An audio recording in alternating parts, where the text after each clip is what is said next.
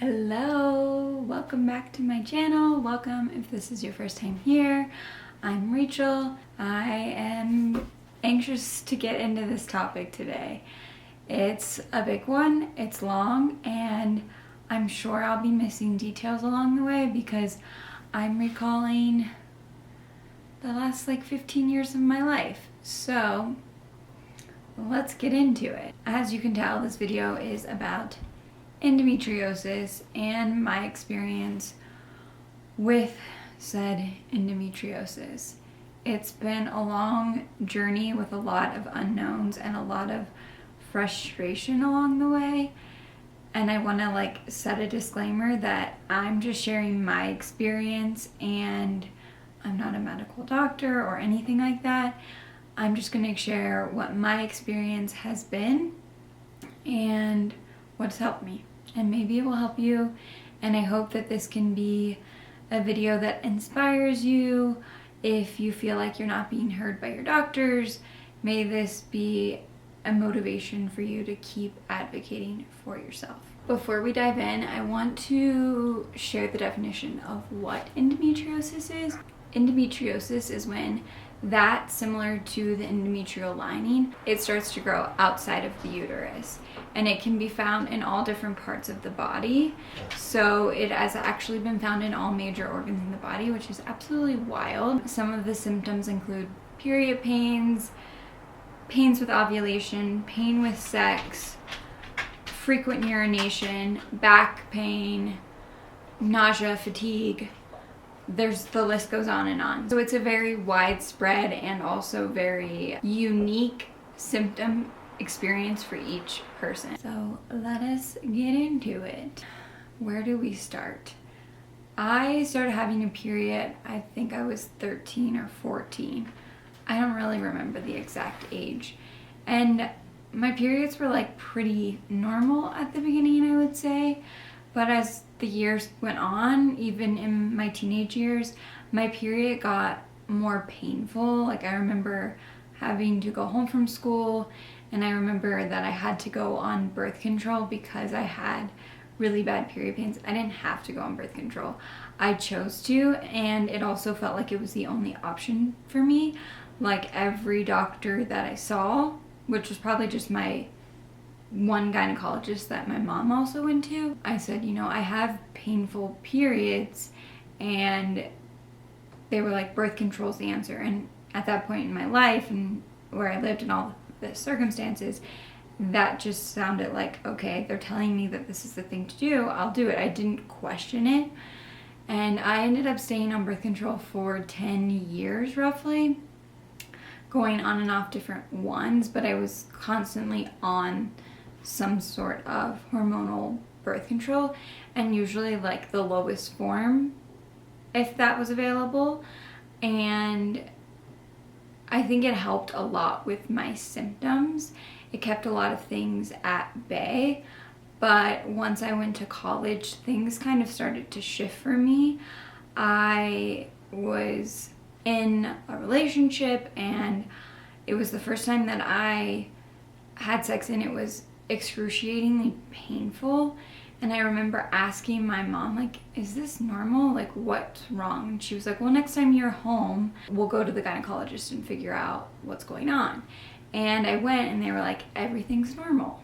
And again, I just kind of took it as they're the doctor, they know best. They ran tests, they did an ultrasound, and they didn't find anything. So I was like, okay, everything's normal. And that kind of persisted. It still has persisted, that it's painful to have sex, which is really unfortunate.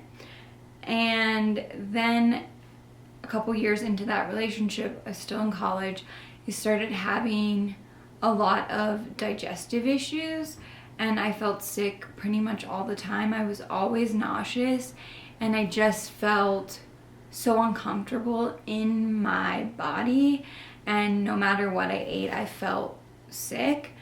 And again, I had all of these test runs. I had stool tests, I had blood tests, everything. And they were like, well, we don't really know what this is. And they thought it was a gluten allergy, but it kept coming back that I wasn't allergic to gluten. And so I just kind of felt like I'm stuck. And a couple months after that, I moved to New York City for the summer to intern in the fashion industry. And I was on a photo shoot and I was explaining this to someone on set. I don't even remember what her role was, what her name was, but she kind of changed my life in a way. I mean, she definitely changed my life. I was explaining my symptoms and she's like, it really sounds like you have a gluten allergy. And she had been through a similar situation. So she was like, I think you should cut gluten out. And we were going to be on set for the next couple days. So she's like, I'll keep an eye on you and make sure that you don't have any gluten. And I went for it. I was like, what do I have to lose? I'll try this. And I ended up cutting it out for a full month. I accidentally ate it again.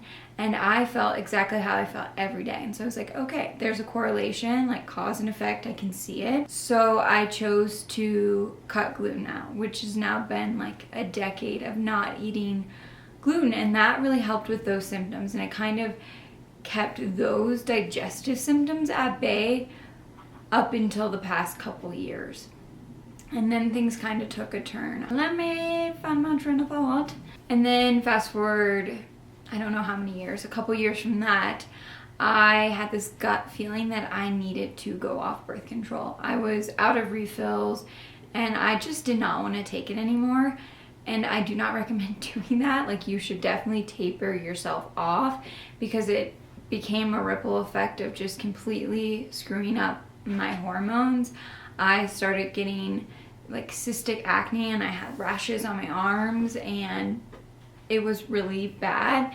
But it set me on this path of, I knew that the way that I had been doing things and the way that Western medicine had supported me was not the answer anymore, and I wanted to look to alternative natural ways of healing. And so I saw a holistic facialist to deal with the acne, and that led me on a whole path of figuring out like, oh, what I eat is affecting that. And then I slowly became vegetarian, and then that led me into becoming vegan, which that was what felt right for my body. And those things, again, helped for a short amount of time. But with going off hormonal birth control, I felt a lot of those period pains again, and it was pretty brutal. It wasn't the worst of it. I feel like in the past years it's gotten to the worst point, but it was the beginning of that. It was the beginning of this journey of my symptoms getting more severe. I had tried all different healing modalities at that point when I was living in New York to kind of get my gut and things in order, having come off hormonal birth control. And then fast forward, I moved to Colorado and I moved up into the mountains at 8,000 feet. And I don't know if there's any research of the correlation of like living at altitude and making endometriosis symptoms worse, but that was my experience. And I think it also was the stress of the world shutting down. We went into a global pandemic. My partner, now husband's cancer came back. My father had a heart attack. There was like a lot of stressful occurrences in my life, and my period just got really bad in the past 3 years, like so debilitating, like knocked out for a solid couple days that I was on my period. When I would, and it wasn't just on my period, it was throughout my whole cycle. It was like I only had about 5 good days a month, and I never knew how I was going to feel. And I say that in past tense because I'm hoping that now things are maybe a little different. I started having really painful periods. I started having pain with ovulation. I started having ovarian cyst rupture, and then I started having more pain with sex, which was just so discouraging, and it just completely diminishes your sex drive, and that just kind of puts a tear on your relationship, or not a tear, it just puts a different dynamic in your relationship. Things were pretty bad. I had constant pain, my back ached, I was nauseous, I felt terrible pretty much all the time. And at this point I was like, I don't understand what's going on. And I was researching and reading things, and I kept hearing about endometriosis. And mind you, not from any of my doctors, because at this point I started seeing different doctors seeking answers because I was like, something is absolutely wrong in my body. And every doctor I saw was like, there's nothing wrong with you. I saw this primary care doctor and I was like, I'm very concerned. Like, I'm in excruciating pain. And from the research that I've done, it sounds very similar to that of what people with endometriosis describe. And I had almost all of the symptoms for endometriosis. She was like, there's no way. I'm sorry, but there's no way that you have endometriosis. And I was like, okay, you're not the right doctor. And I asked her to send me referrals, and she very reluctantly and was very resistant to do it, did send me referrals. And I went and saw a gynecologist, and she also said as soon as she came in, so we're gonna put you on birth control. And I was like, no, I want to know what the root cause is.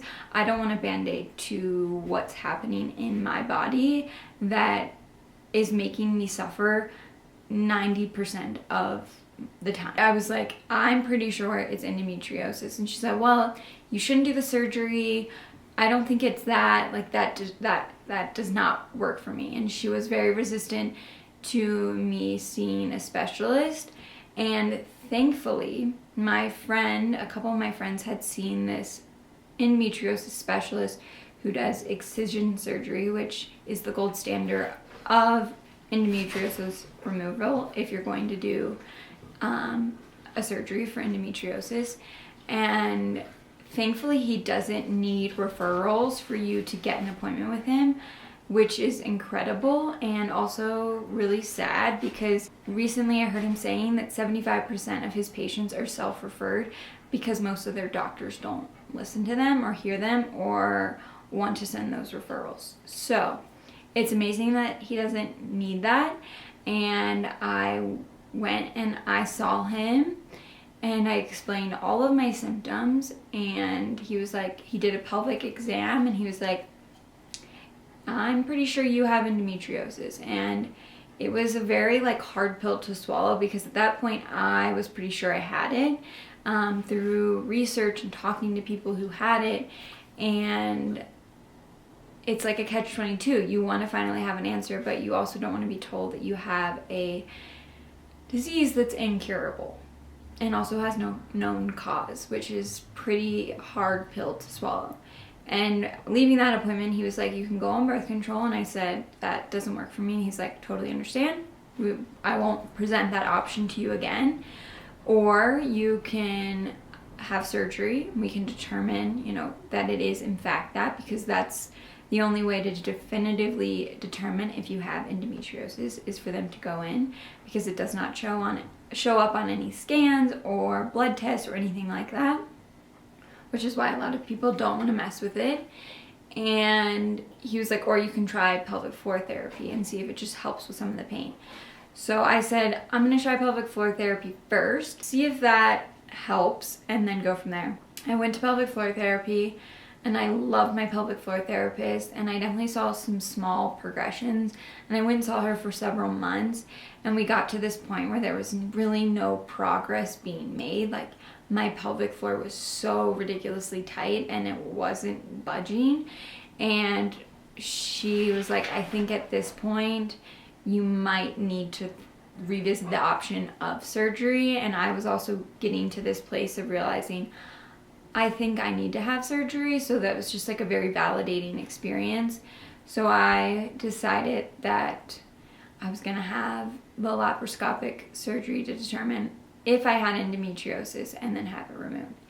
And today, as I talk to you, I'm just over 1 week post-op, and I feel very sore and very swollen still, but I will say that it was very empowering, because they went in and they found a very decent amount of endometriosis. And by decent amount, I mean it was on my bladder, my liver, my ovary, between my rectum area. I don't know all of the details because I haven't gone to my post-op yet, and I'll go over everything. But the wild thing was that in my report it says I had an acute appendicitis, which is wild that no one caught that. my appendix was completely covered in endometriosis, and so much so that it had adhered to the sidewall of my body. So I had my appendix removed, and I am still sore, and the recovery was pretty rough, and I'm still very much in recovery. And I will say that a lot of people along this journey have told me surgery is such a breeze.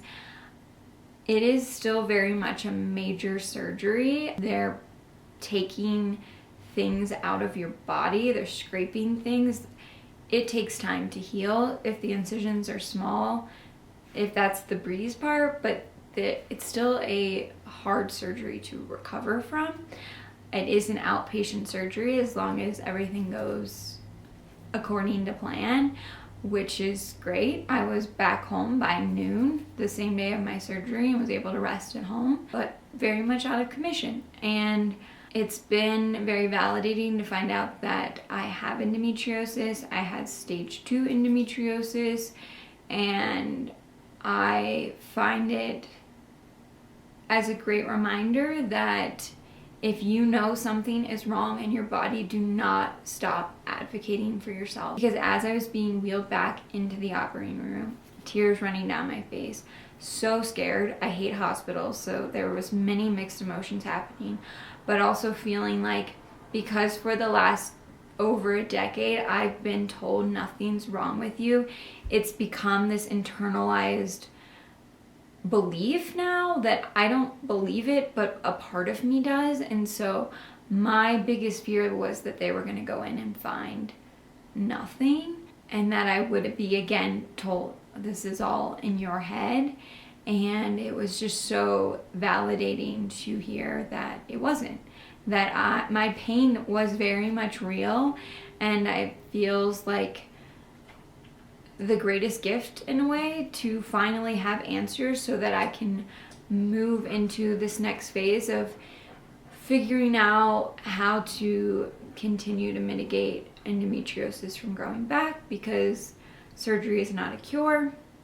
There is no cure. Now I know that that's what I'm dealing with, and I can work with those that can help me and know how to help me to keep endometriosis from growing back. And I'll know more of how the surgery helps me.